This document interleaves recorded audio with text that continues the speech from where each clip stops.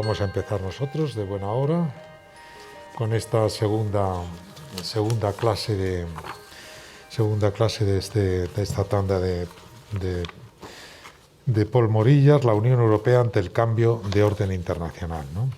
Y hoy toca hablar del mundo, ¿no? Muy bien.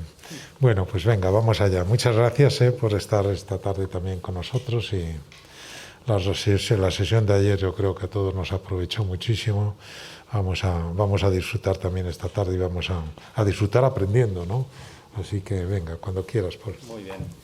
Pues me voy a levantar de nuevo y agradecer la acogida. Puedes quitártelo, yo creo, para ver. Sí, mejor, ¿no? Así Mejor. estaremos más cómodos. Nosotros oímos mejor y tú. Muy bien. Pues no, de nuevo, gracias por la acogida, decía, y también por perseverar en el intento de comprensión de Europa y el mundo. Hoy, efectivamente, ayer era el Estado de la Unión, hoy es más bien el Estado del mundo, para mañana hacer el Estado de Europa en el mundo, ¿no? Hasta qué punto Europa puede ser un actor internacional, esto lo veremos mañana.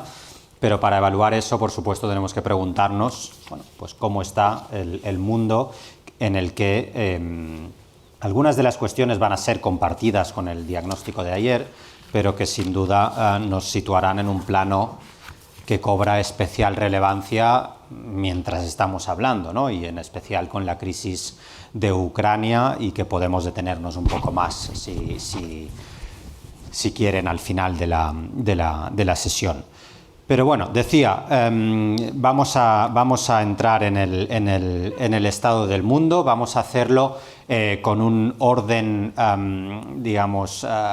tratando de distinguir entre aspectos, como nos gusta decir a los especialistas en relaciones internacionales, aspectos más materiales del estado del mundo y aspectos más ideacionales o del mundo de las ideas, ¿no?, que también condicionan la manera como vemos el mundo. Vamos a repasar ambos elementos en clave internacional, y vamos a empezar viendo en el plano material la constitución de un mundo más geopolítico, donde las potencias internacionales rivalizan, compiten por esferas de influencia, por posicionamiento en clave de acceso a materias primas, o en clave a acceso a según qué bienes escasos.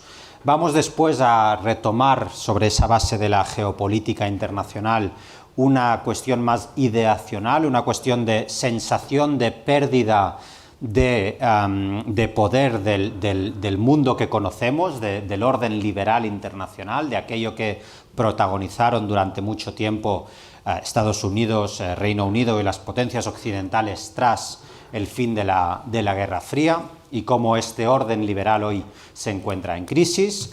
Volvemos a cuestiones más materiales, como la cuestión de las desigualdades y las nuevas desigualdades que han ido surgiendo en los últimos años, y nos detendremos un momento en mirar la disrupción digital, los elementos que caracterizan ese nuevo orden tecnológico, la crisis climática y energética, para finalizar con la geopolítica tras la COVID-19, o mientras vivimos en un periodo de COVID-19. Por lo tanto, empezamos por el principio, empezamos por cómo ha cambiado la distribución de poder internacional en los últimos tiempos. Y aquí básicamente lo que vemos es una clara evolución desde lo que podríamos llamar los países del G7, preponderantes en las economías internacionales desde hace muchos años, y una traslación de ese poder económico hacia los países emergentes, los 7 países emergentes, el G7 versus el E7. Y este gráfico lo que nos viene a decir que mientras la importancia del G7 en poder de paridad de compra, en contribución al PIB internacional, es constante desde la segunda década de los 2000, y en su proyección hasta 2050 es constante, aunque un poco creciente. Sí es cierto que el E7, las 7 economías emergentes, tienen una clara distribución cada vez más importante en su total de contribución a la economía internacional. Mientras que en 1995 el E7 era la mitad de la importancia en términos económicos que el G7, en 2015 más o menos se igualaba la preponderancia entre los emergentes y las potencias consolidadas del G7, mientras que en 2050 se calcula, se proyecta que el E7, los emergentes, ya serán el doble en su peso económico internacional respecto a las potencias tradicionales del G7. Y esto significa que en torno a la década de los 30 veremos ese cruce de importancia del G7 tradicional en favor del E7. Es decir, en unos 10 años las estimaciones nos proyectan que el mundo ya estará más dominado por las potencias emergentes, o ya emergidas, más bien dicho, ¿no? Que las potencias establecidas del G7. Y que, por lo tanto, su contribución en millones de euros a la economía internacional será claramente superior en 2050 que la de los países del G7. Y, por lo tanto, las tendencias de crecimiento en el PIB, en el plano internacional, para los países que forman parte del E7, son, por un lado, de gran crecimiento hasta ahora y un cierto estancamiento a partir de la década de los 30 para el caso de China, por ejemplo. Se prevé, o sea, se ha visto un crecimiento muy exponencial en los últimos años que va a seguir una curva más plana a partir de los años 30, también debido a las propias decisiones de la potencia china en cuanto a su economía y su foco de crecimiento. Un caso como India, que se ve una proyección clara de aumento de importancia en la participación en el PIB mundial, y en el caso de Estados Unidos y la Unión Europea de los 27, una tendencia a disminuir su participación de la economía internacional. Aquí habría que añadir, por supuesto, cuando hablamos del E7, otras potencias como Turquía, como Brasil, que también tienen esa proyección creciente de aquí a 2050. Además, no es solo una cuestión de contribución al PIB mundial, sino que los emergidos, los países emergidos, emergentes hasta ahora, emergidos sin duda ya, también participan en cuanto a importancia de las empresas internacionales. Es decir, en ese ranking que se llama el Fortune Global 500, que viene a medir el peso de las más importantes empresas privadas en el mundo, bueno, privadas en el caso de China, pues también sujetas al control del Estado, como no, muestran que esa tendencia que lideraba desde hacía años y años los Estados Unidos, poco a poco va dejando paso al liderazgo chino, ya a partir de ahora, ya a partir de este momento. Es decir, se crean más empresas que forman o más empresas acceden a esa liga, a esa gran liga de las principales empresas internacionales en China que en Estados Unidos. Vemos los dos gráficos, cómo disminuye desde 2000 a 2020 el caso de las empresas que forman parte de este ranking en Estados Unidos, mientras que en el caso de China todo lo contrario. Las empresas del año 2000 que formaban parte del Fortune Global 500 eran menores a 10 y ahora ya a día de hoy ya son más de 120 empresas. Por lo tanto, un claro crecimiento exponencial en este sentido. Y además, también, como sabemos, estas empresas, en el caso de China, son empresas controladas o con gran relación con el Estado chino, lo que también nos da una proyección del poder del Estado chino, y no solo de esas empresas, sino por el modelo de crecimiento chino. Efectivamente, eso da un poder a esa potencia mucho mayor que el que puedan dar las empresas americanas a Estados Unidos, por ejemplo, o las empresas europeas a la Unión Europea o a Francia o a Alemania o a los que sean.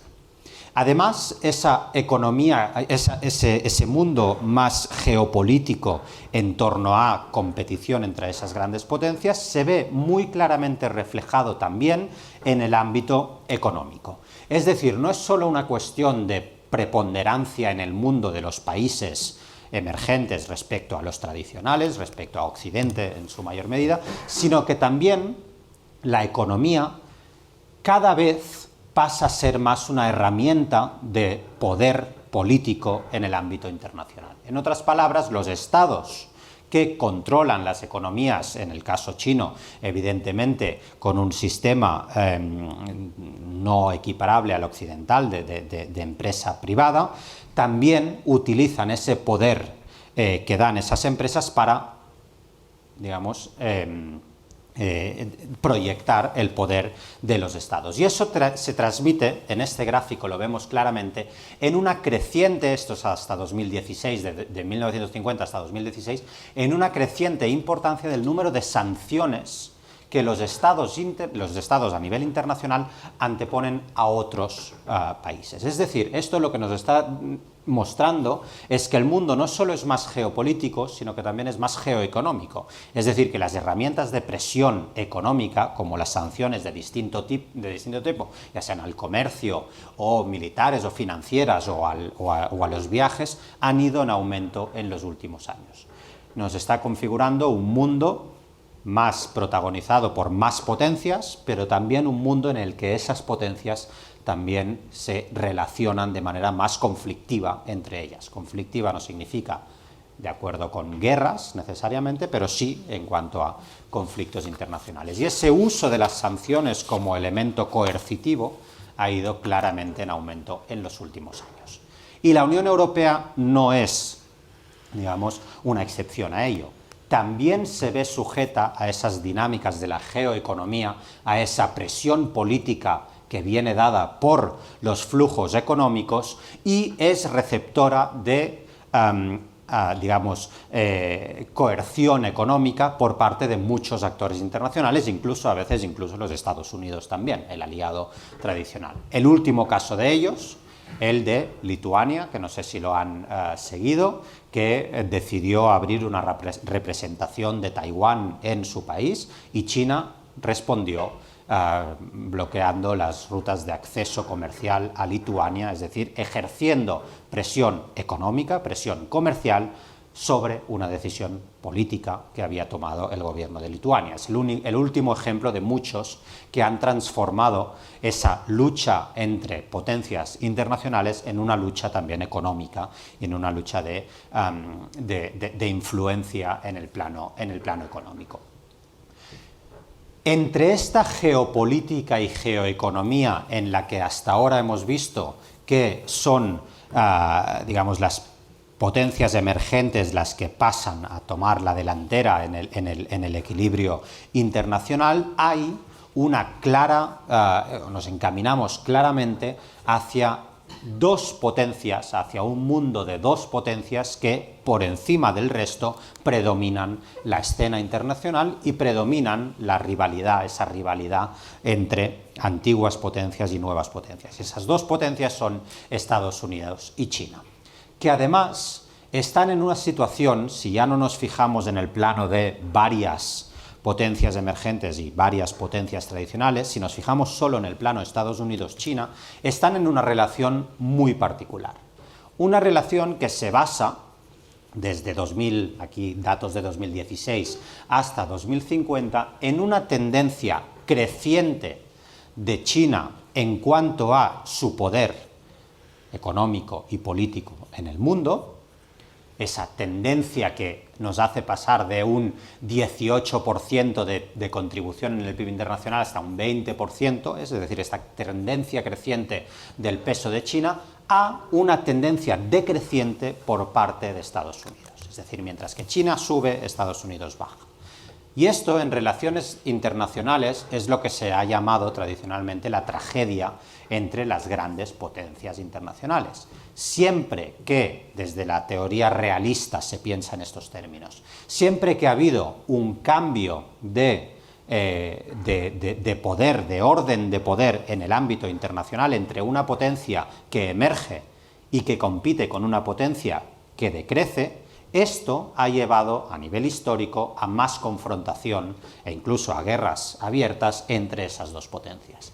Y estamos efectivamente en un momento en el que este cambio de poder internacional entre uno que emerge, China, y uno que decrece, Estados Unidos, puede, según algunos analistas, llevar no solo a una mayor confrontación geopolítica y geoeconómica, sino en una confrontación abierta entre Estados Unidos y China. Y efectivamente esta era la narrativa que predominaba durante la presidencia de Donald Trump, en la que el principal enemigo era China y que Biden continúa considerando China el principal rival, pero no necesariamente entra en una lógica tan conflictiva como si entraba Donald Trump. Nos detendremos en esto en un rato.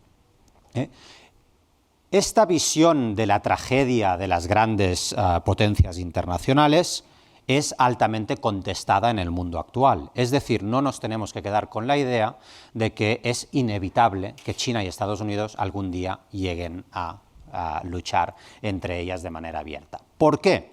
Porque mientras que la historia nos muestra que esa es la tendencia natural, también es cierto que estamos en un grado de interconexión entre estas dos grandes potencias inaudito hasta entonces. Es decir, la presencia de componentes de producción americana en las empresas tecnológicas chinas es también algo que determina el crecimiento de lo digital en China, y del mismo modo Estados Unidos, buena parte de su manufactura viene también producida en China. Por lo tanto, hay una relación casi simbiótica, se ha llegado a hablar de China-América, para referirse a las dos potencias, casi simbiótica entre esas economías, también a nivel humano, también a nivel de relaciones, a nivel digital, a muchos niveles hay una interdependencia muy fuerte entre China y Estados Unidos. Que se imponga la lógica tradicional de lucha entre las grandes potencias o que se imponga la cooperación entre ellas, al fin y al cabo son decisiones que toman los líderes de cada uno de los países en distintos momentos de la historia. Y probablemente veremos un incremento de la conflictividad en según qué momentos, como durante la presidencia de Trump, y quizá unos momentos de más cooperación o de menos conflictividad en otros momentos históricos. Por lo tanto, nada está escrito, todo se determina también por la acción de los líderes. Pero lo que está claro es que es bastante incontestable que de aquí a 2050, en cuanto a el poder de las economías, sí veremos este sorpaso, ¿no? Ahí hay algunas predicciones que dicen que ya ha sucedido, en según qué baremos, que ya ha sucedido este sorpaso de China respecto a Estados Unidos, e incluso algunas proyecciones prevén que en 2050 también India pase por delante de la economía americana. Por supuesto, todavía por ver, porque no hemos llegado.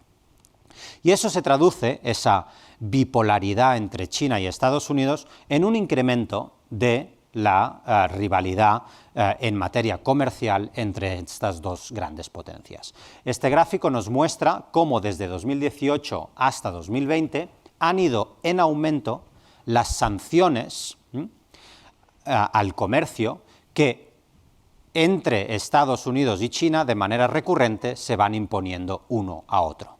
Limitaciones a las exportaciones chinas a Estados Unidos por parte de Estados Unidos y limitaciones a la participación de empresas americanas en China por parte de China. Es decir, esa guerra comercial ha ido escalando o va escalando en un periodo de tiempo muy, muy corto, como son 2 años que se ven aquí representados. Entonces, eso hace pensar que es no solo un cambio de orden en el poder que tienen Estados Unidos y China, sino también en una mayor conflictividad entre esas dos potencias, y eso es lo realmente importante.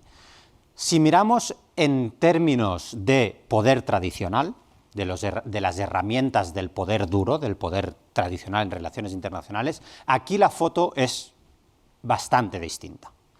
En poder clásico, es decir, poder militar, aquí hay una sola potencia todavía, y es la potencia americana. China es verdad que ha ido aumentando su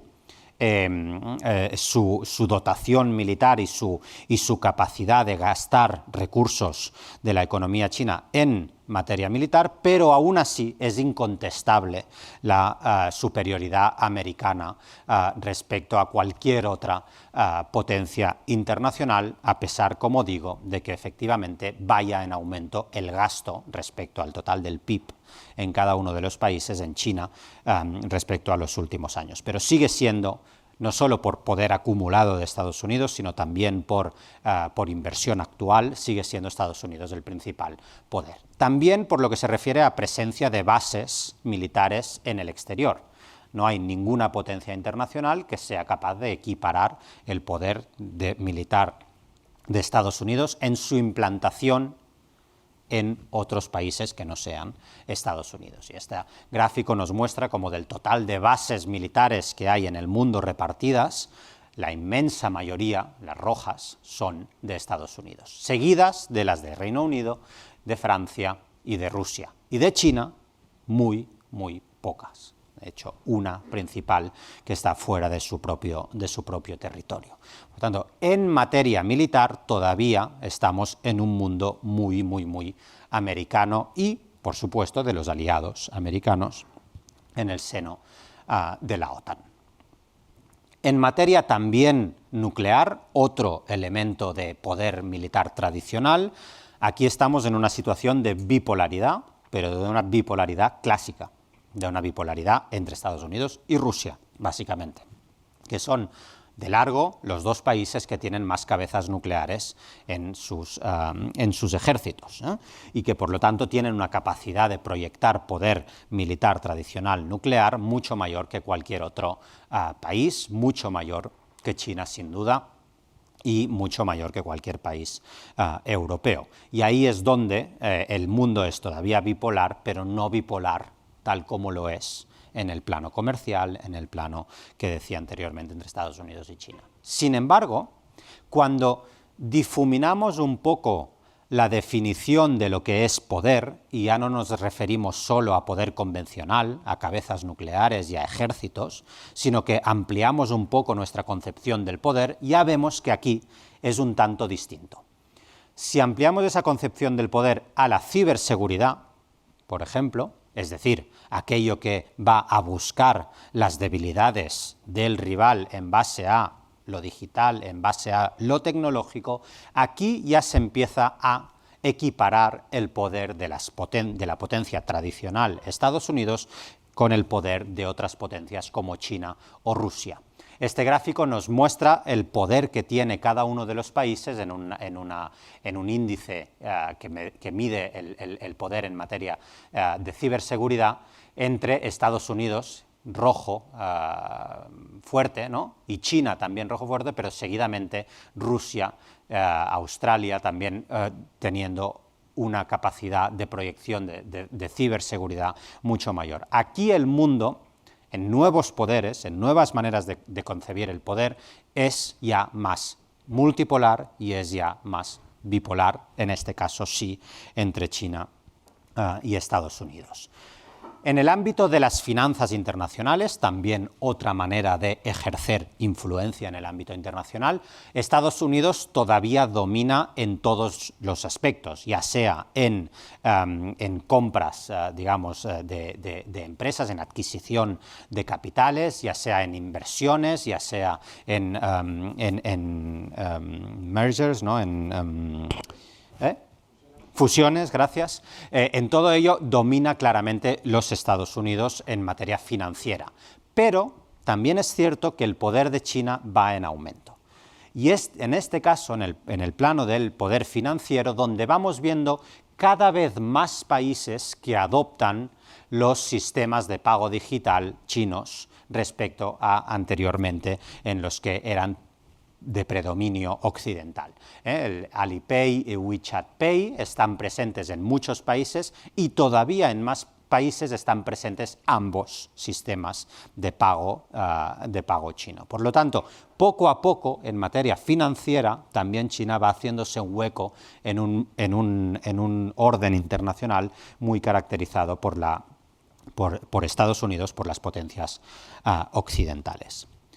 Pero si pasamos al ámbito más ideacional, al ámbito de las ideas que decía anteriormente, no es solo que haya una traslación de poder internacional en capacidades, sino que también hay una cierta sensación de declive del poder occidental.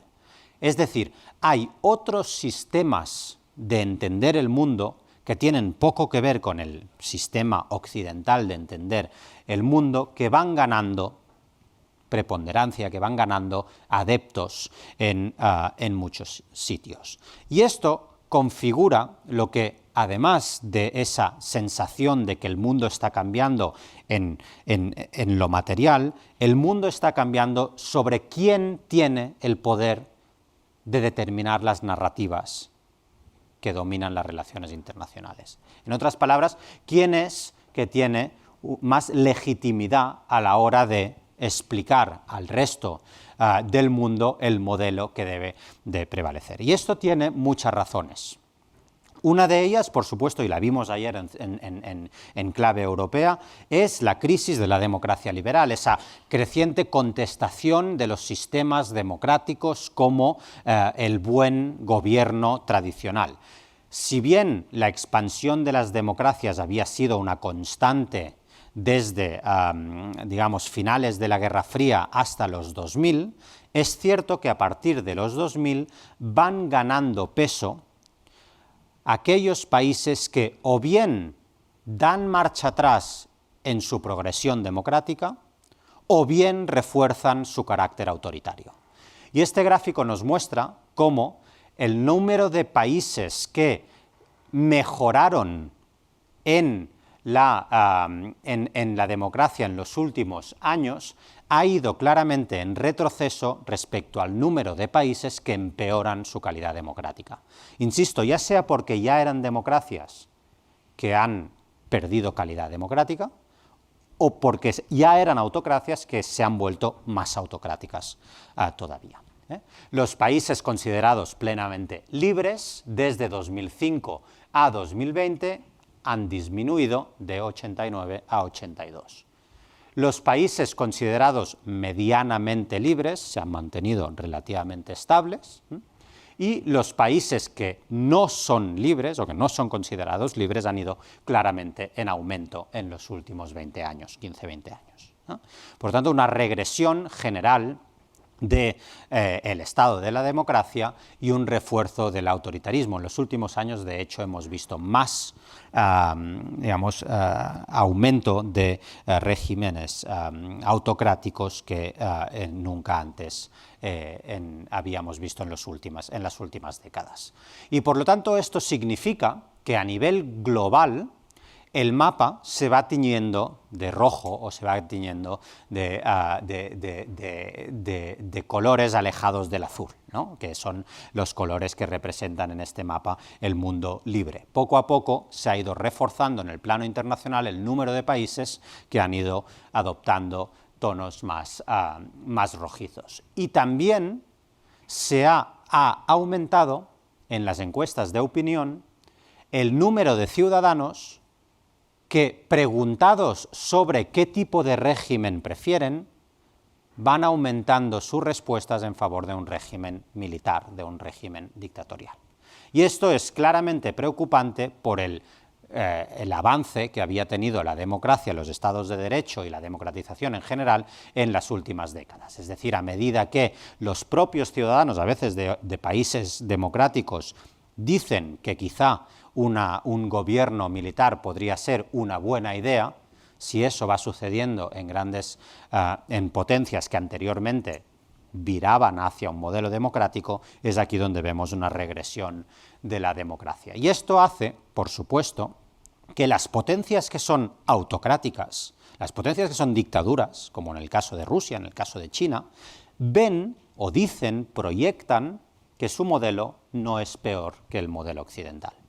Y según qué casos dicen que puede ser incluso mejor.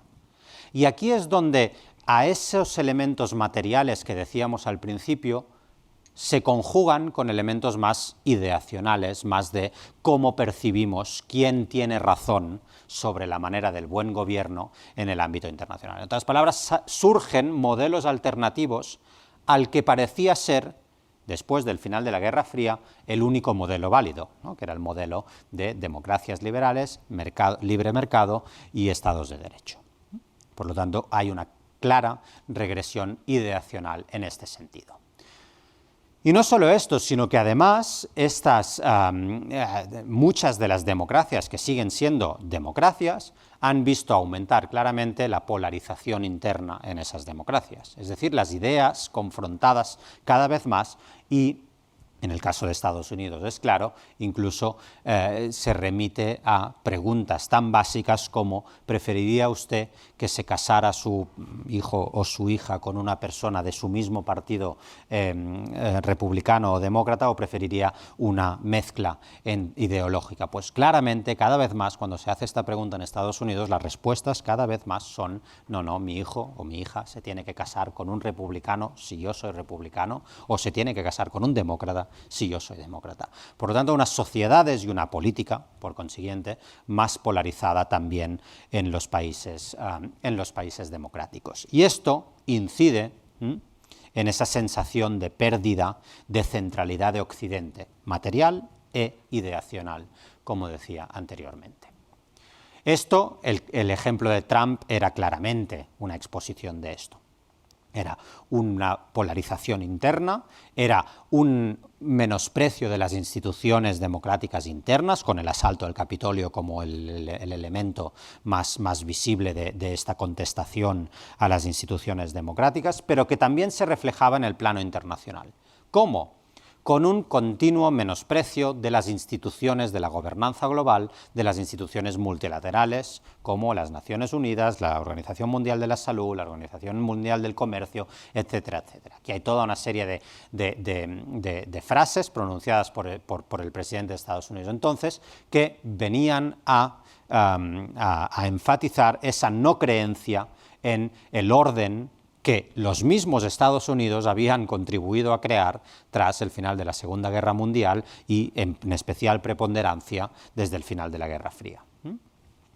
Pero no solo Trump. Recordemos también fenómenos como el Brexit, recordemos también fenómenos como las democracias iliberales en Hungría y en Polonia que decíamos ayer, es decir, hablemos también de Bolsonaro en Brasil, hablemos de Erdogan en Turquía, hablemos de varios casos que limitan la capacidad del orden establecido tras la Segunda Guerra Mundial de ser el orden predominante en el mundo actual. Además, volviendo a elementos más materiales, no podemos olvidarnos de factores que están detrás también de esa crisis del orden liberal que decía. Y son factores que no tienen que ver con las ideas solo, sino que también tienen que ver con las realidades más tangibles por las poblaciones que pierden o que muestran una pérdida de apoyo hacia la democracia. Por ejemplo, en materia de desigualdad en las principales economías avanzadas. Mientras que la desigualdad se había ido reduciendo claramente, y desigualdad medida como lo que gana el 1% más rico respecto al total de la población en cada uno de estos países, mientras que esa desigualdad entre el 1% más rico y el resto de ciudadanos, el 99% restante, había ido disminuyendo, la diferencia entre recursos del 1% y del 99%, había ido disminuyendo hasta 1980, a partir de los 80, esa desigualdad es creciente en todas las economías avanzadas y en buena parte de las nuevas economías emergentes. El 1% de cada uno de esos países acumula cada vez más riqueza de la riqueza total de sus respectivos países. Por lo tanto, hay claramente una sensación de que no es solo que las ideas de la democracia están más cuestionadas a día de hoy, sino que hay elementos claramente materiales de menos bienestar o de más desigualdad que influyen en el estado de la población de esos países. Y esto hace que, desde 1980 hasta día de hoy, el 1% más rico ha pasado a capturar el 28% de la creación de riqueza a día de hoy, respecto al 50% de los grupos con menos recursos que solo han capturado el 9% del crecimiento. mientras que, insisto, ese 1% casi que captura el 30% del nuevo crecimiento, el 50% solo captura el 9% de ese crecimiento. Y eso necesariamente nos lleva a sociedades mucho más desiguales. Y decía que es el caso de nuestras economías y nuestras sociedades occidentales, pero también es el caso de países como India, como Rusia, como China, donde las redes de estados de bienestar son mucho más débiles que en Europa, por ejemplo.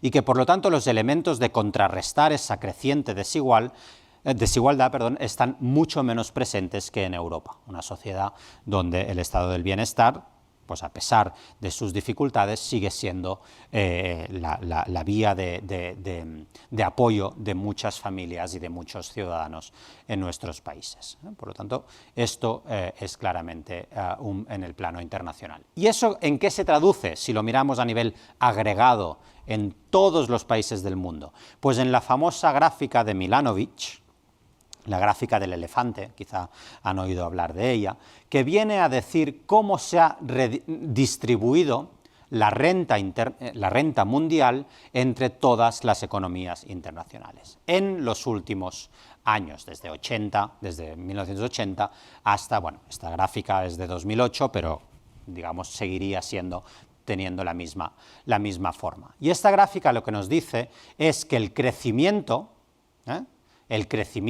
en materia económica lo compara con quién ostenta ese crecimiento, quién lo captura ese crecimiento, a nivel internacional, en todas las economías internacionales.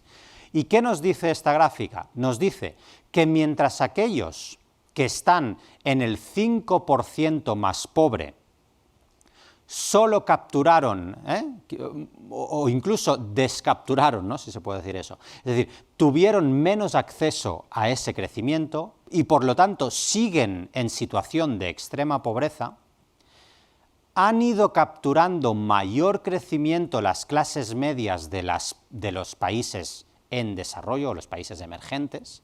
Estas clases medias han ido saliendo del umbral de la pobreza, pero en cambio las clases medias de las potencias tradicionales, de Occidente en mayor medida, han ido perdiendo capacidad de crecimiento. Y eso ha significado que se ha aumentado muchísimo las clases medias en China, en India, en muchos países, y han mejorado mucho en los últimos tiempos su capacidad de poder adquisitivo, pero las clases medias de los países tradicionales han ido viendo cómo se han ido perdiendo trabajos, se ha ido perdiendo riqueza en favor de otras clases medias de otros países, en China, India, Turquía u otros países.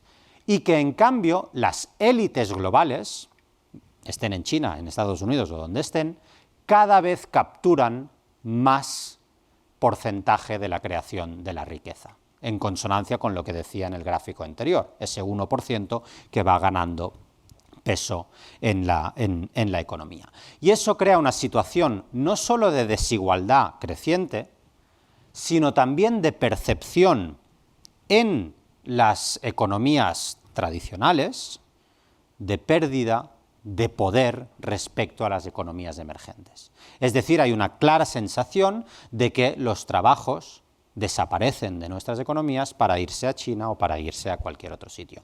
Y eso tiene unas consecuencias sociales evidentes y unas consecuencias políticas evidentes, que ligan mucho con esa situación de polarización y esa situación de pérdida de confianza en las instituciones democráticas que veíamos ayer en el caso europeo.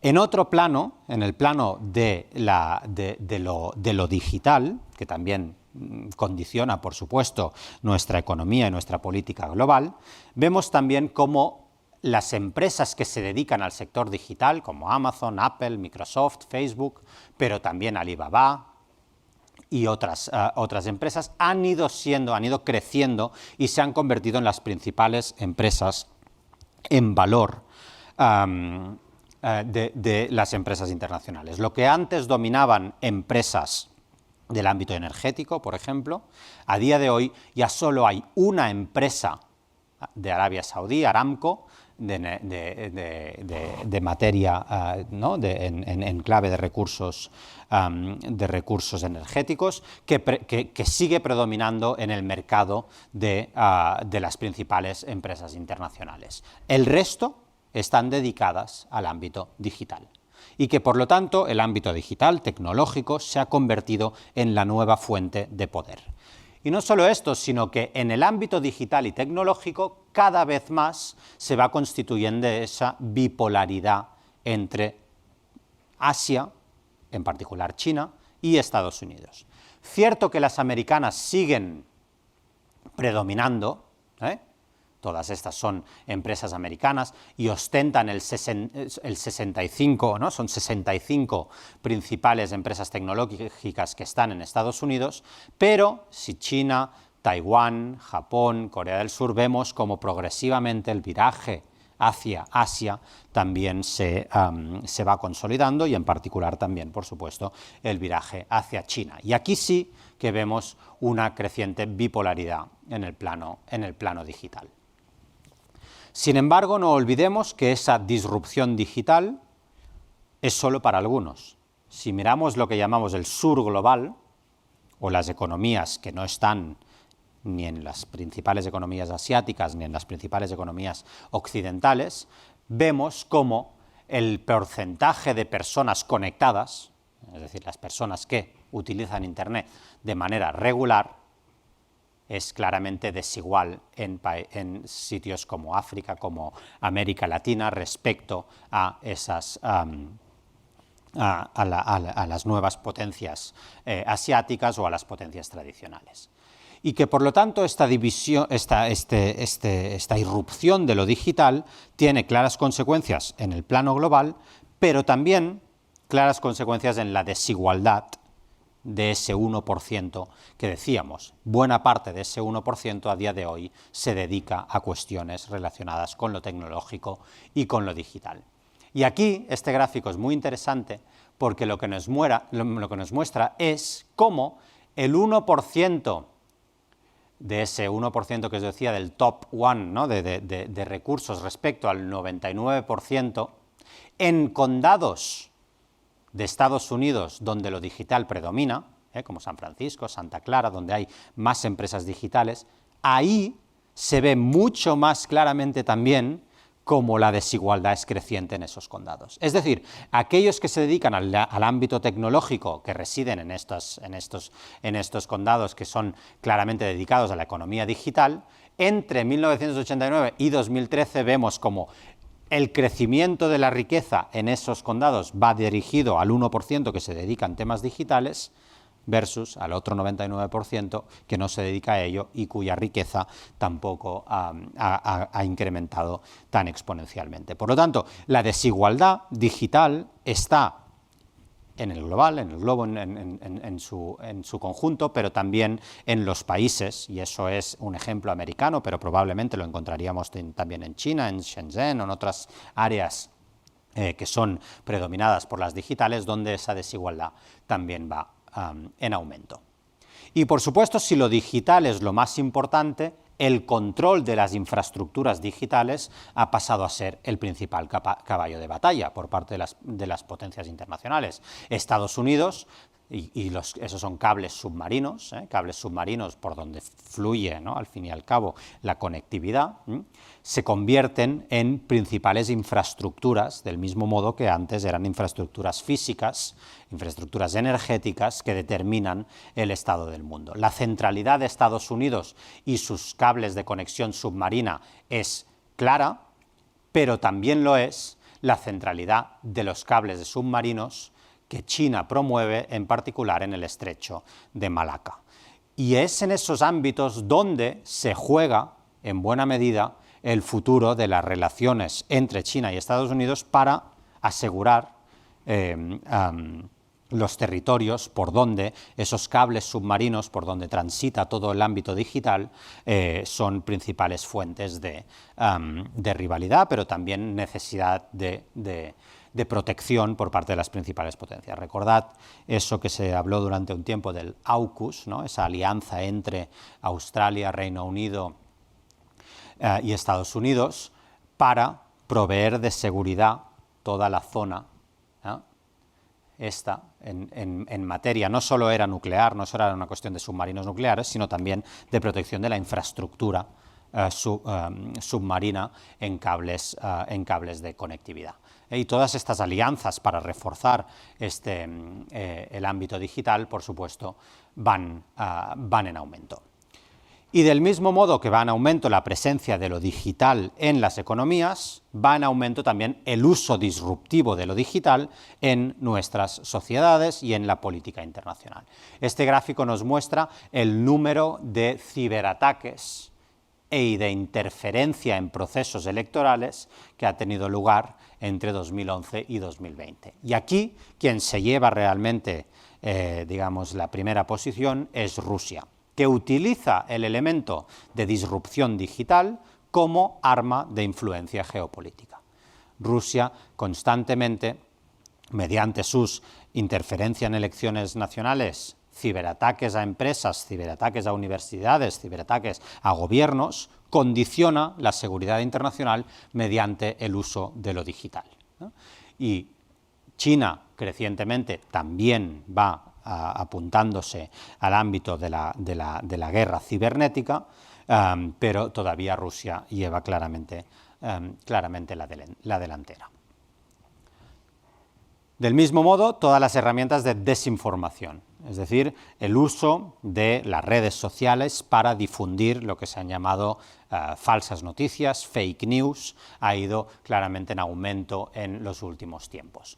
Y aquí hay un uso de la desinformación por parte de todas las potencias digitales. Este gráfico representa solo la desinformación en Facebook, pero vemos que aquí, en Facebook, como vimos durante los hechos del Capitolio, también en Estados Unidos hay claramente un número mayor de desinformación procedente o que se vehicula a través de las redes sociales, y en este caso en Facebook, en muchos países que tienen, por supuesto, una creciente importancia digital. En Estados Unidos, pero en el caso de este gráfico, también Rusia, de la misma manera que los ataques en materia de cibernética también tenían Rusia como principal exponente.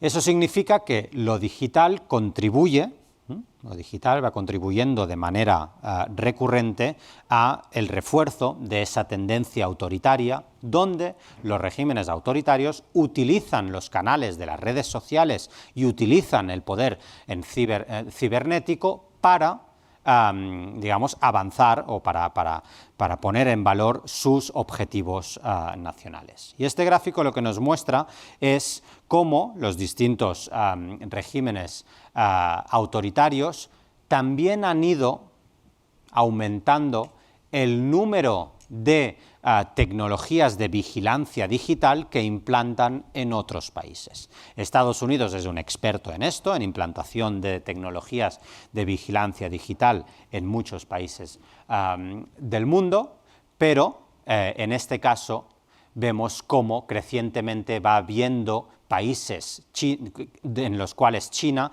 instaura sus propios mecanismos de vigilancia digital, y muchos otros países que tienen mecanismos de vigilancia digital de las dos grandes potencias, los que están en azul en este gráfico, tanto de China como de Estados Unidos. Por lo tanto, al fin y al cabo, para terminar con el ámbito digital, un elemento que tiene que ver mucho con la distribución de poder internacional. En el ámbito más de otra disrupción clara de los últimos tiempos en materia climática y en materia de transición energética, que también condiciona las relaciones entre esas superpotencias. Por supuesto, el punto de partida es claro. Tenemos evidencia desde hace muchísimo tiempo que la temperatura global, por causa de la industrialización de las nuevas economías y por el acumulado de las viejas economías, va aumentando la temperatura del globo, y eso pone en peligro nuestros ecosistemas, nos hace más vulnerables en fenómenos extremos como incendios o como inundaciones, y demás, y que eso, por supuesto, está claramente, por mucho que los negacionistas del cambio climático insistan en no ver esa correlación, hay mucha evidencia que dice que, precisamente, en el ámbito climático, el aumento de las temperaturas va crecientemente ligado a fenómenos disruptivos, y que además hay muchos países que se encuentran crecientemente en una situación de riesgo de su propia existencia debido a disrupciones provocadas por la crisis climática. Y eso no son solo las islas del Pacífico, que verán con el aumento del nivel del mar desaparecer sus propias costas, incluso sus propios países, sino también son países donde la sequía va en aumento, países donde los ecosistemas están claramente en peligro, donde la fauna va disminuyendo, donde la flora va disminuyendo, y que por lo tanto hay cada vez menos países con poco riesgo de ser no habitables en un futuro realmente cercano. Y esto, que podría parecer solo una foto del riesgo de la crisis climática, se traduce claramente en materia de movimientos de población, en materia de refugiados climáticos y de inestabilidad derivada de esos flujos de población en los países. Por lo tanto, es una crisis del clima, pero es una crisis sobre todo social y política también. Aquí lo que vemos es que claramente, si miramos los años recientes, estos de 2019, los mayores contribuidores a las emisiones globales son, en primera instancia, la nueva potencia China, Estados Unidos seguidamente, pero también nuevas potencias como India, Indonesia, Rusia, Brasil, que poco a poco van contribuyendo más a la generación de gases de efecto invernadero y a la creciente disrupción de la crisis climática, con una preponderancia todavía, evidentemente, bastante grande de las potencias tradicionales, como Estados Unidos y la Unión Europea, pero que, en particular la Unión Europea, son más ambiciosos en la reducción de las emisiones, mientras que países que han crecido recientemente de manera exponencial, como China, todavía creen que no es el momento para ellos de reducir sus emisiones, porque todavía están en fase de consolidación de ese crecimiento. Cosa que no nos debería de sorprender, porque efectivamente, si miramos desde 1850 hasta día de hoy, los principales emisores somos nosotros. Es decir, en el momento en el que nos hemos industrializado y nos hemos convertido en economías avanzadas, también lo hemos hecho a costa del planeta, a costa de los recursos naturales, a costa de la contaminación. Y por lo tanto, China e India dicen, sí, cierto es que nosotros ahora estamos muy arriba en las emisiones de CO2 en el ámbito global, pero mirad desde 1850 quién viene predominando en este ámbito. Y aquí también eso es una cuestión de que efectivamente el momento de actuar es ahora, pero las potencias en desarrollo, las nuevas potencias, vienen a decir que efectivamente hay que tener en cuenta la perspectiva histórica para las medidas de reducción de emisión de gases de efecto invernadero. Y este gráfico nos muestra que efectivamente el aumento, mientras que desde 1950 hacia mitades, ¿no? 1975, 80 y demás, la mayor parte de las emisiones era por parte de las potencias desarrolladas, es cierto que desde los 2000 hacia adelante, China, India y el resto del mundo van en aumento en su total de emisiones. Y entonces, básicamente, mientras que las economías industrializadas podemos liderar en la reducción de emisiones, las economías en desarrollo todavía son muy dependientes de las energías fósiles. Y esto significa que si no hacemos nada en el plano global, el objetivo del 1,5%, el objetivo del 1,5% de calentamiento global que se acordó en la cumbre de París, pues si no hacemos absolutamente nada, es muy difícil que podamos parar esa curva creciente de emisiones climáticas. Deberíamos de hacer en el plano global muchos esfuerzos, y también las economías desarrolladas, pero también las economías en desarrollo, para llegar a ese objetivo del 1,5%. Si esa bajada en las emisiones es lo que necesitaríamos para ese 1,5%, es esa curva que baja aquí, aquello a lo que nos hemos comprometido en medidas efectivas nos lleva todavía a esta zona de calentamiento global. Por lo tanto, estamos muy lejos de adoptar las medidas, no los compromisos están adoptados, el problema es implementar esos compromisos para adoptar las medidas que nos hagan efectivamente reducir el calentamiento global de acuerdo a lo establecido en los acuerdos de París. Y aquí se suma otra vez toda una serie de líderes, que vuelvo a poner Trump en primera instancia, pero no solo, que cuestionan la existencia misma del calentamiento global y la existencia misma de la crisis climática, diciendo que esa es una invención de los chinos para delimitar el crecimiento de Estados Unidos, o diciendo que no, de ninguna manera, se formará parte de ese consenso internacional de París durante los años de Trump. Y me podéis decir, no, pero es que Trump ya no está en el gobierno. Bueno, pero si no es él, puede haber otro líder que tenga unas posiciones similares en las elecciones de 2024 o en otros países negacionistas del cambio climático. Por lo tanto, al fin y al cabo, mientras que lo digital claramente nos estaba cambiando la configuración del mundo en el que vivimos y cómo nos relacionamos y qué empresas tienen preponderancia económica, lo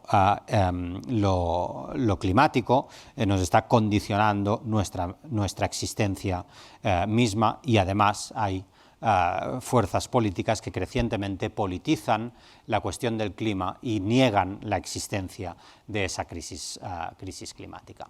Y todo esto va acompañado de una necesaria transición energética. Una necesaria transición energética que la Unión Europea ha puesto como objetivo claro en su fondo de recuperación pospandemia, que las economías avanzadas van incorporando las energías renovables en su mix energético, pero que este gráfico nos muestra claramente que las fuentes de energía predominantes siguen siendo los combustibles fósiles. Sigue siendo el carbón, el petróleo y el gas como principales energías que se utilizan en el ámbito global, en comparación con energías que son muy menores, como las energías renovables, y cuya proporción es muy pequeña comparada en el ámbito global con las energías fósiles, con las energías tradicionales. Y esto a pesar de que hay evidencia que desde en el siglo XXI las reservas de esas energías fósiles irán en disminución. Es decir, hay no solo una necesidad por el cambio climático de cambiar nuestro modelo energético, sino que lo que hay es una realidad de que poco a poco nos iremos quedando sin combustibles fósiles y tendremos que transicionar energéticamente hacia otro tipo de energías. Pero efectivamente es muy costoso, es complicado de cambiar los modelos de producción y nos cuesta mucho hacer esa transición a nosotros, pero también a los países digamos, en desarrollo o que ya están más desarrollados de lo que estaban. Como vemos, en todo el mundo esa transición a las energías renovables es claramente muy baja en buena parte de las economías en desarrollo o desarrolladas. En el caso de Estados Unidos y Canadá, unos niveles muy bajos de usos de energías renovables. En Rusia, muy bajos también esos niveles. En muchos países, en Australia también, muchos países donde ese uso de energías renovables es muy bajo. Y algunos países, en particular los europeos, aquí Francia no está considerada la nuclear como energía renovable, a pesar de los debates recientes sobre la taxonomía que quieren considerarla como energía de transición limpia. Países europeos que llevan, digamos, una avanzadilla en este sentido, pero que a nivel global el uso de las energías renovables es claramente deficiente.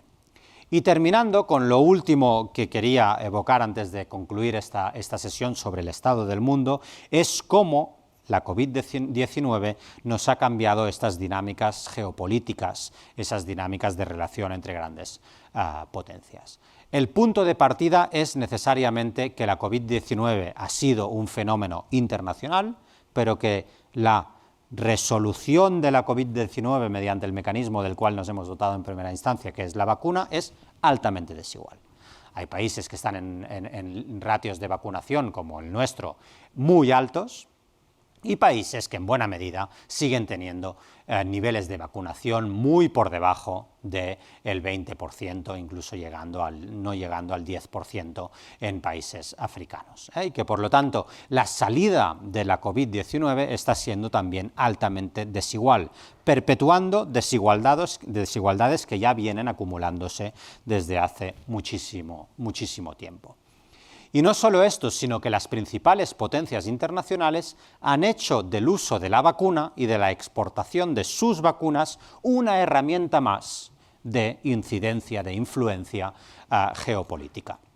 Y, por ejemplo, a nivel de exportaciones y a nivel de uso de vacunas para el consumo interno, vemos cómo hay muchos países que han sido más reticentes, como Estados Unidos, a la exportación de vacunas y se han quedado la mayor parte de las vacunas para sí mismos. La Unión Europea, que ha exportado más dosis de vacunas que cualquier otra potencia internacional, y China, que ha producido muchas vacunas, pero que, a su vez, ha aprovechado esa exportación para expandir su poder alrededor del mundo. Esta parte de aquí, de la gráfica, nos muestra los países que han recibido vacunas chinas hasta ahora. Y en cambio, los países de la Unión Europea, que han recibido muchos países, lo han hecho muchas veces mediante el mecanismo multilateral de COVAX, como mecanismo global de distribución de vacunas. Y en cambio, Estados Unidos, que ha utilizado en buena parte sus vacunas para distribuirlas hacia su vecindario más inmediato, Canadá y México. Y por lo tanto, una Unión Europea que contribuye a la visión global de la pandemia y a una solución global en torno a un mecanismo articulado como COVAX, otras potencias internacionales, como Rusia, como India o como China, que aprovechan el uso de la vacuna también para aumentar su influencia geopolítica.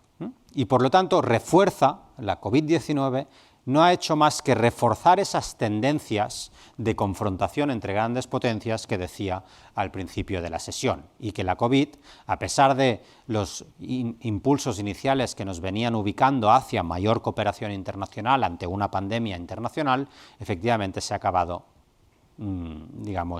reduciendo a un aumento de la lógica de las esferas de influencia y de la potencia de estos grandes actores internacionales.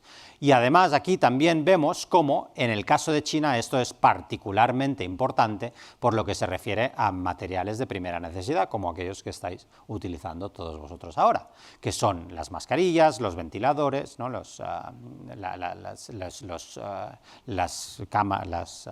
placas de protección facial, muchos de ellos producidos en China. Por lo tanto, China también utilizando, ahora son las vacunas, mientras no las había eran las mascarillas, como una herramienta de presión. Y cómo los otros países también intentan, responder a esta situación en la que no solo se trata de las mascarillas y los respiradores artificiales que se producen en China, también buena parte de los medicamentos convencionales que se producen en India o en China y no se producen en economías como las europeas o la americana.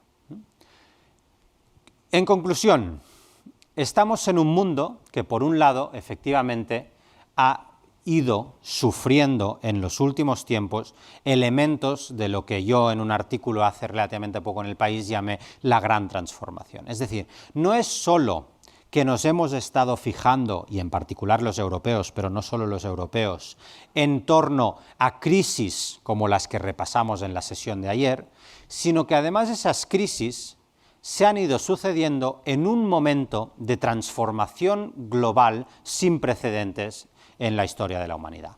Una gran transformación que tiene que ver, por un lado, con esa rivalidad geopolítica y ese cambio de poder, ese cambio de de influencia en el mundo por parte de las nuevas potencias respecto a las potencias tradicionales, esa bipolaridad China-Estados Unidos, y ello en sí mismo ya representa un cambio sin precedentes en las últimas décadas, sino que además en esa transición geopolítica se suma la revolución digital, los peligros de la ciberseguridad, la desinformación, también la crisis climática, la energética, las desigualdades sistémicas entre el norte y el sur global, como hemos visto con el uso de las vacunas y la geopolítica de la COVID, la crisis del multilateralismo de las instituciones de gobernanza global y, por lo tanto, ese retorno a un mundo más jovesiano, un mundo más conflictual, de conflicto entre las grandes potencias. Y esto, que son elementos materiales evidentes de esa gran transformación, conviven con una cierta percepción de que aquella manera como nos habíamos imaginado el mundo o la evolución del mundo está claramente puesta en entredicho en muchas sociedades actuales. Aquello que Francis Fukuyama llamó el fin de la historia, ¿no? Aquella idea de que todos progresivamente en todo el mundo después del final de la Guerra Fría nos iríamos encaminando hacia mayores dosis de libertades individuales, mayor número de democracias, consolidación de estados de derecho y de economías de mercado. Hoy claramente vemos cómo el poder internacional ha virado hacia centros de poder como Rusia, como China, que tienen maneras de concebir la política y la economía muy distintas de ese orden internacional de posguerra fría. Por lo tanto, el fin de la historia quizá haya llegado a su fin. Ya no estamos ante el fin de la historia, sino ante la venganza de la historia o la vuelta de la historia en el plano internacional. Y aquí eso nos enseña cómo, efectivamente, como consecuencia de todas estas dinámicas, estamos ante un mundo mucho más fracturado entre grandes potencias y mucho más fracturado por la incidencia de estas transformaciones internacionales. Pero curiosamente, esto nos debería de llevar a pensar que ese mundo más fracturado también habrá más conflictos internacionales, más guerras, más inestabilidad. Pero como decía en el caso de China y Estados Unidos, estas fracturas conviven con otra realidad. Y esa otra realidad es que el mundo está más interconectado que nunca. Está más globalizado que nunca, sin duda, pero también tiene fenómenos transfronterizos que afectan simultáneamente a todo el mundo y que por lo tanto estamos todos sujetos a lo mismo. La pandemia, pero el cambio climático, o los flujos comerciales, o la revolución digital, da igual. Estamos todos sometidos a las mismas fuerzas. Y esto es un momento sin precedentes. No sabemos cómo articular respuesta o dar una respuesta convincente a estas dos dinámicas que van en paralelo, la fractura del mundo y la interconectividad en el mundo. Por lo tanto, todos aquellos que os digan muchas veces, no, nos encaminamos a una nueva guerra fría, nos encaminamos a una nueva confrontación abierta entre China y Estados Unidos, del mismo modo que en su momento vimos la confrontación entre la URSS y Estados Unidos, yo siempre esto lo pongo entre paréntesis y trato de ver si efectivamente esa es el sino hacia el cual nos dirigimos o si las condiciones en las cuales esa rivalidad sucede quizá nos hacen pensar que estamos construyendo otro tipo de relaciones internacionales. Y por lo tanto, nadie tiene la respuesta. Y cada uno dirá su manera de ver las cosas. Y efectivamente hay motivos para pensar que habrá más conflictos, Ucrania, Rusia, hoy. Pero también hay motivos para pensar que Ucrania y Rusia hoy todavía no se han atacado una a la otra, o todavía los americanos no han tenido que intervenir y Rusia no ha desplegado sus tropas en Ucrania. ¿Por qué? Porque los costes de esas guerras también son mucho mayores. ¿Por qué? Por esa interconectividad. Porque a nivel comercial, a nivel financiero, a nivel energético, hay muchos vínculos muy estrechos y que condicionan muchísimo la relación entre las grandes potencias. Lo que está claro es que esta situación requiere mayor cooperación internacional.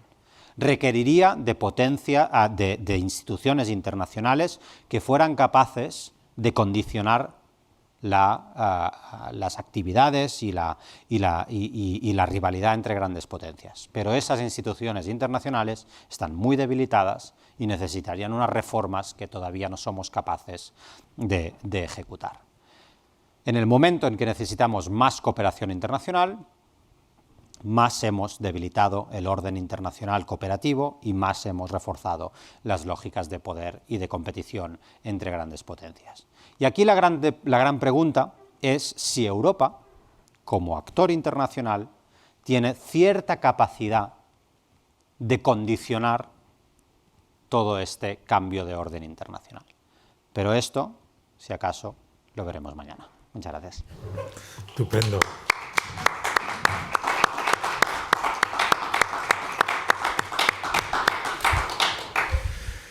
Estupendo. Espero que lo puedan seguir muchos, puedan visualizar estas sesiones un número grande de personas, porque realmente, como yo creo que estarán ustedes de acuerdo, son de una sistemática, un orden, una lógica expositiva, ¿no? Y realmente muy brillantes, muy pedagógicas, querido Paul, ¿no? Estupendo, ¿no? Muy didácticas, ¿no? Bueno, vale, tenemos un poquito de tiempo hoy, poco más que ayer, no vamos a pasarnos de las 8:30, pero seguro que alguno de ustedes quiere intervenir. Luis Zorrillo, profesor Luis Zorrillo. Bueno, muchísimas gracias. De acuerdo completamente con José Luis. Creo que la conferencia ha sido un excepcional viaje geopolítico.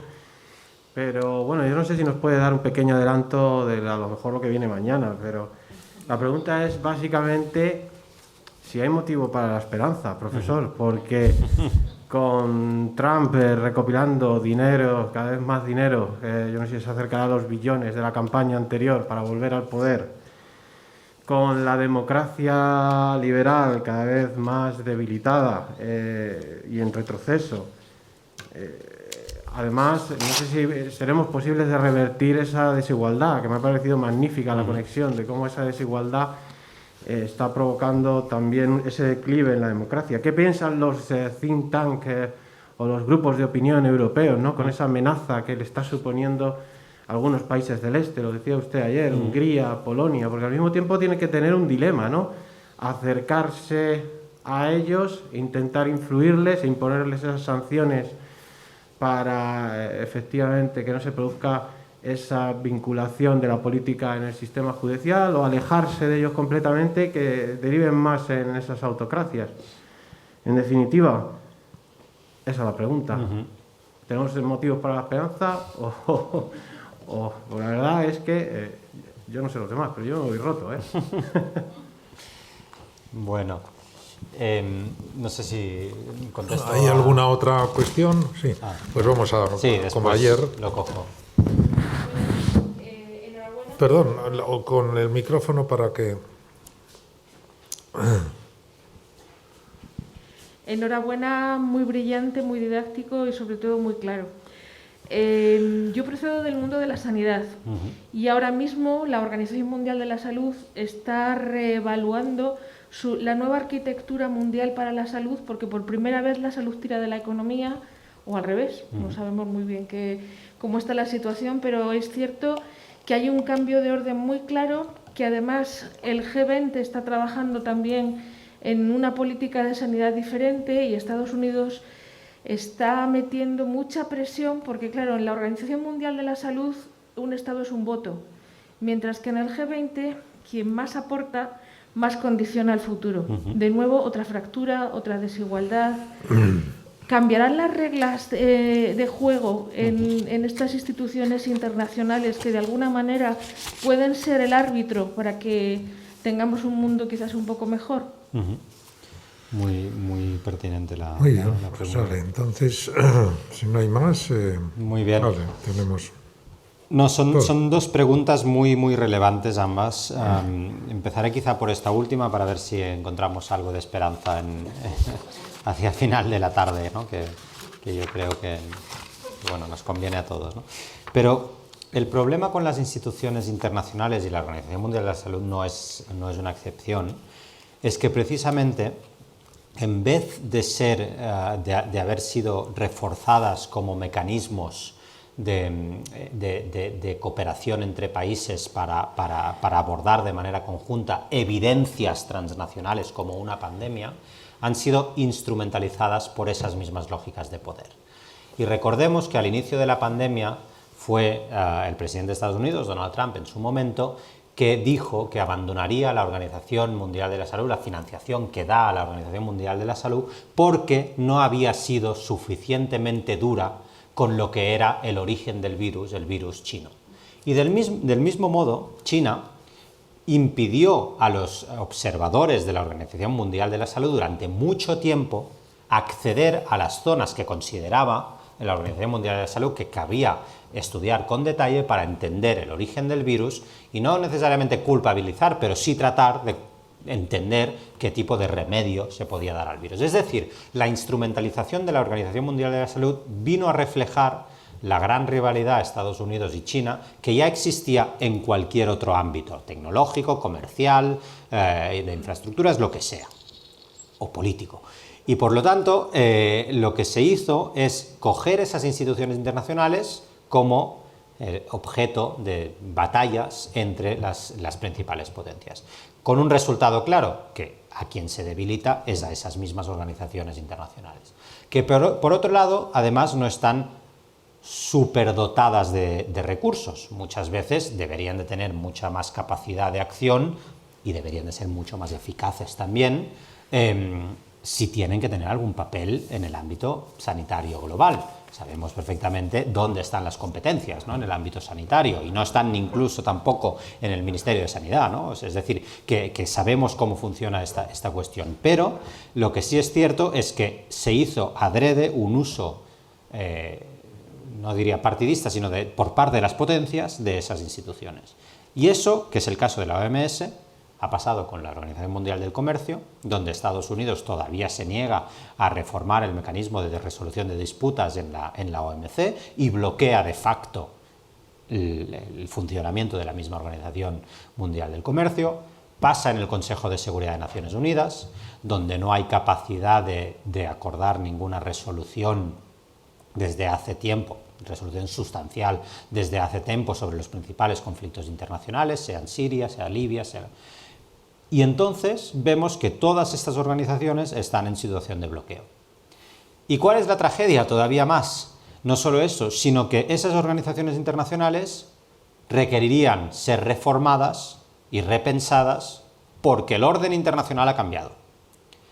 Y las potencias internacionales emergidas, ¿no?, vienen a decir que no podemos regular el orden internacional de acuerdo a los resultados de una guerra de 1945 en el que se empezaron a gestar esas organizaciones. Y no les falta razón, pero claro, ceder poder es siempre muy complicado, ceder capacidad de influencia en esas instituciones es muy complicado. Y a su vez, los emergidos tampoco se ponen de acuerdo en cómo reformarlas. Y eso lleva, por un lado, al bloqueo querido por parte de las potencias, pero también lleva al bloqueo, digamos, accidental por el cambio de orden internacional. Y eso nos deja una capacidad de gobernanza internacional muy limitada. Cuando más la necesitamos, insisto, cuando más útil sería. Y es cierto que muchas veces, y en el Consejo de Seguridad de Naciones Unidas es un ejemplo claro, hace muchos años que venimos hablando de que el poder de veto de las principales potencias debería de ser revisado. Pero claro, esas potencias vetan cualquier discusión sobre la reforma del poder de veto. Y entonces aquí nos encontramos en ese bloqueo constante de instituciones utilizadas, de instituciones no funcionales y de instituciones que necesitan ser reformadas. Entonces, la necesidad la sabemos todos. La manera como esa necesidad pues se ejecuta es otra historia. Y aquí es donde han salido iniciativas distintas, como los asiáticos han montado su propio banco de inversiones, el G20 ha tratado de ampliar el número de economías que participan de las discusiones globales, pero que tienen otra dinámica que no sustituye a esa dinámica anterior, sino que la hace más compleja y que por lo tanto también hace más compleja la cooperación global. Yo en este sentido soy poco optimista en cuanto a su reforma por esos condicionantes que decía, pero soy muy realista en cuanto a la necesidad de dotarnos de esas organizaciones. Es decir, la solución no es dejar de tenerlas, la solución es tenerlas mejor, ¿no? Y entonces aquí es donde yo creo que hay que incidir cada uno desde sus distintos sectores, o el sector de la sanidad, para ese objetivo compartido, ¿no? Y a nivel de si eso, creo que eso no da mucha esperanza, pero a nivel de si de todo esto puede salir algo positivo, a mí me gustaría pensar que ante toda esta globalización de la política, hay también detrás una toma de conciencia de que aquello que sucede en el otro rincón del mundo no es algo que nos es ajeno, sino que es algo que de una manera u otra nos acaba condicionando nuestra vida real. Y si no, hace 3 años alguien hubiese venido a esta charla con una mascarilla puesta y el resto lo hubiésemos mirado como un ovni venido de otro país extraterrestre. Y esto nos debe de llevar a reflexionar un poco sobre si esa comunidad global, quizá por la fuerza de las cosas, sí va tomando preponderancia, sí va existiendo cada vez más. Y ese es el principio, quizá, ¿no? Esa toma de conciencia es quizá el principio para una articulación política que siga y que diga, bueno, pues entonces hay que actuar sobre ello. Hay algunas señales positivas y, por ejemplo, una señal positiva es la que estamos viendo ahora, que las guerras son mucho más difíciles de luchar y de empezar porque tiene todo el mundo mucho que perder. Eso, la conflictividad internacional ha disminuido mucho en los últimos años, la conflictividad clásica. La cibernética no, pero la clásica, las vidas que se pierden en combate, ha disminuido tremendamente en las últimas décadas. Una buena noticia. El número de personas que han salido del umbral de la pobreza a nivel internacional ha crecido exponencialmente. Por lo tanto, hay buenas noticias. La cuestión es, esas buenas noticias, ¿cómo evitamos entrar en esas lógicas de confrontación que yo he puesto encima de la mesa durante la última hora, ¿no?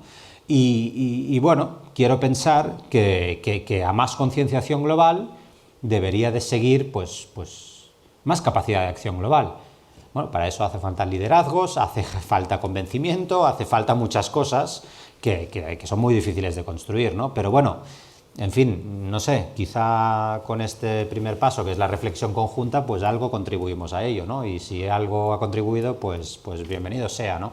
Las responsabilidades no están entre nosotros, sino que están allá afuera, ¿no? Y ahí les dejamos los deberes, ¿no? Por hacer. Es lo que está de nuestra mano hacer, ¿no? O sea, esta reflexión, este tipo de reflexiones, este tipo de análisis, este tipo de reflexiones. Todavía una última pregunta, Inma Querol.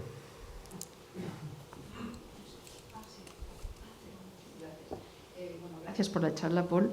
Mi pregunta era una cuestión, cuando hablabas del poder militar, claramente Estados Unidos tiene una superioridad. De China, si no recuerdo mal, solo había un punto en donde tenía influencia, que era África. Sí, pero era base militar, ¿eh? Era base militar. Sobre una base china en el exterior. En el exterior. Sobre potencia militar, sobre capacidad es decir, armamento o tanques y demás, ahí China va en aumento, pero ese punto era solo sobre el número de bases que las potencias tienen fuera de su territorio. De acuerdo. Y ahí es donde Estados Unidos sigue siendo preponderante. Absolutamente. ¿El punto ¿era Etiopía o he mirado mal? ¿Puedes mirarla? Mira, lo miramos. Y la pregunta me han quitado la presentación. No te preocupes, es igual. La pregunta era, evidentemente hay una diferencia muy notable entre esa implantación o esa expansión, dijéramos, o influencia militar por parte de China con la económica, en donde la implantación económica de China en África es altamente preocupante, yo diría.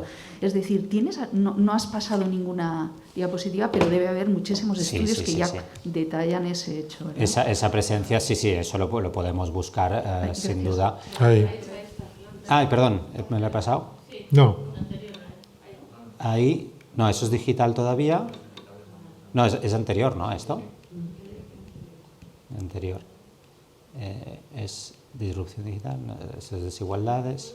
y el crisis, y eso es el principio, ¿no? Sobre bases. Aquí estamos. Sí. Sí. Está ahí, en el Cuerno de África, sí, efectivamente. Sí. No, yo creo, no sé, lo podemos comprobar.